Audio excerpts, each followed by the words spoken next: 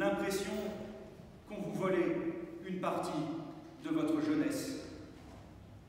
Et vous avez fait preuve de résilience, c'est-à-dire que chacun à votre rythme, vous avez intégré tout ce qui se passait pour essayer de le dépasser. Et vous avez mûri, peut-être contraint et forcé.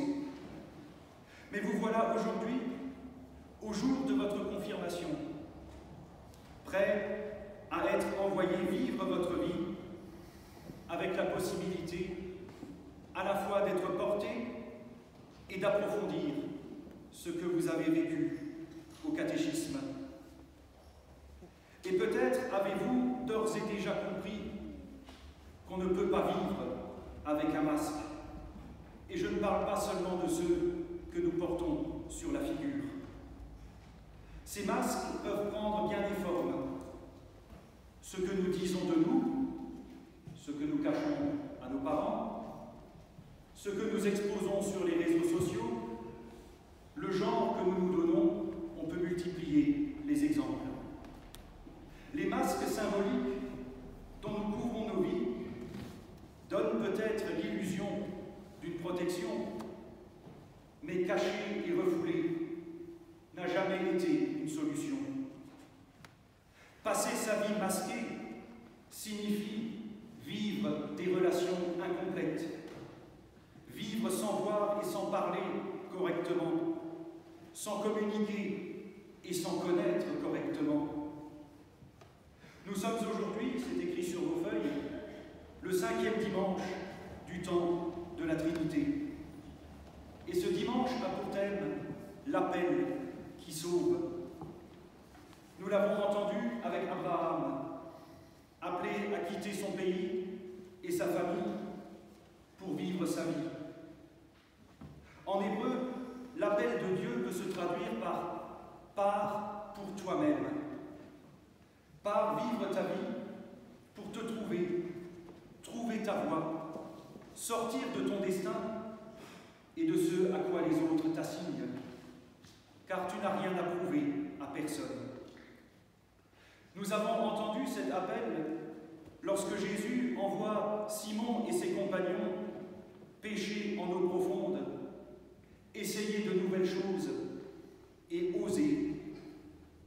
Et cet appel, chers jeunes, vous est adressé aujourd'hui. Appel à vous débarrasser de vos masques, de tout ce qui vous empêche d'être en vérité, tout ce qui recouvre votre vie en vous laissant de la buée dans les yeux et dans l'incapacité de vous exprimer et de vous dire correctement.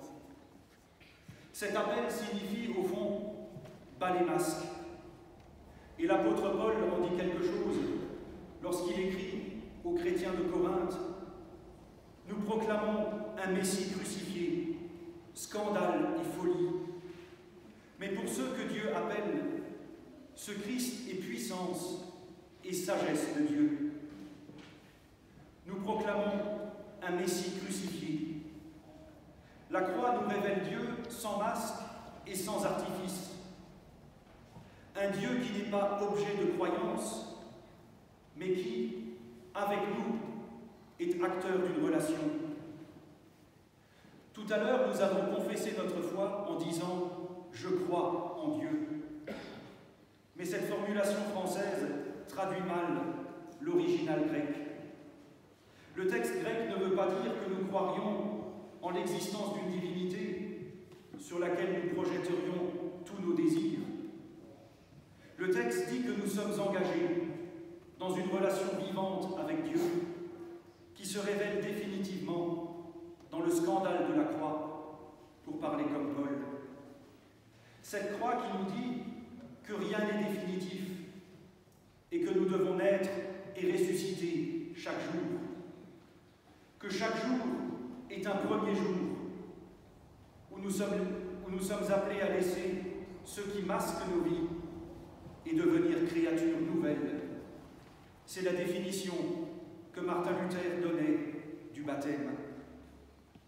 Aussi, en confirmant votre baptême aujourd'hui, chers jeunes, vous témoignez de votre volonté d'ouverture, de votre besoin de relation et d'une existence où rien n'est viable ou vivable si vous ne vous posez pas en vérité et si vous avancez masqué. En recevant la bénédiction de Dieu, vous témoignez aussi, peut-être sans le savoir, votre volonté de vous poser en vérité. Vous avez peut-être cette intuition que devant Dieu, rien n'est caché et qu'il vous ouvre à toute la plénitude de votre personne. Aussi, cette bénédiction est à la fois un défi, un appel et une promesse.